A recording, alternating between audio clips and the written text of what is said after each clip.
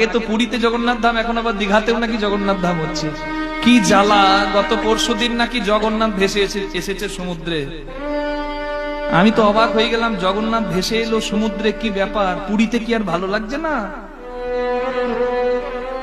তারপরে আজকে এই কীর্তন করতে আসছি, তার আগেই দীঘা নিউজে, মানে লোকাল ওখানকার নিউজ চ্যানেল যেটা, সেখানে জানা গেল খালাল গোবরা নামে দীঘার কাছে একটা গ্রাম, সেই খালাল গোবরা গ্রামের কল্পনা জানার ঘরের জগন্নাথ হচ্ছে ওই জগন্নাথ।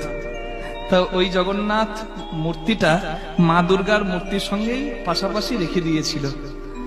তো পুরোহিত বলেছেন, যিনি ওনাদের বাড়িতে পূজা করেন, যে দেখুন একসঙ্গে রাখা ঠিক নয়। তাই তো জগন্নাথ দেব এখানে থাকতে চাইছেন না, অন্য জায়গায় থাকতে চাইছেন। জগন্নাথ দেবের হাতটা এবং